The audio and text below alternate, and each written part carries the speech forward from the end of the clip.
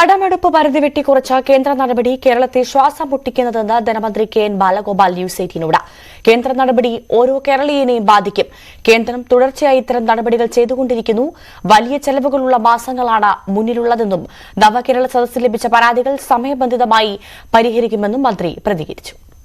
വല്ലാത്ത ഒരു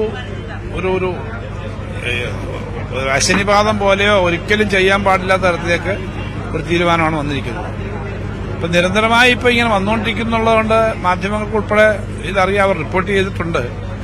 ഫലത്തിൽ ഇത് ഉണ്ടാക്കുന്നതെന്ന് പറഞ്ഞാൽ നമ്മുടെ എല്ലാ സാമ്പത്തികമായ പ്ലാനിങ്ങിനെയും ബാധിക്കും. ഇപ്പൊ തന്നെ വലിയ ബുദ്ധിമുട്ടിൽ കൂടിയാണ് പോകുന്നത്. എന്നാലും ഇത് കിട്ടും എന്നുള്ളത് കരുതിയാണ് ഇരിക്കുന്നത്. ബാക്കി കുറെ കാര്യങ്ങൾ മനയേണ്ടതുണ്ട്. ഒരു സംസ്ഥാനത്തിനോട് ചെയ്യാൻ പാടില്ലാത്ത തരത്തിലുള്ള കാര്യങ്ങളാണ്. അത് സംസ്ഥാനത്തെ എല്ലാവരോടും കാണിക്കുന്ന ഒരു പൊതുവായ വൈദ്യ നിര്യാതന ബുദ്ധി പോലെ തന്നെ ഇത് പ്രവർത്തനത്തിൽ വരും. അർഹമായത് കിട്ടുന്നില്ല. നമ്മളിവിടുന്ന് പിരിക്കുന്ന ടാക്സിന്റെ അംശം കേരളത്തിന് വലിയ തോതിലാണ് കുറവ് കിട്ടുന്നത്, അവർ തരേണ്ടത്.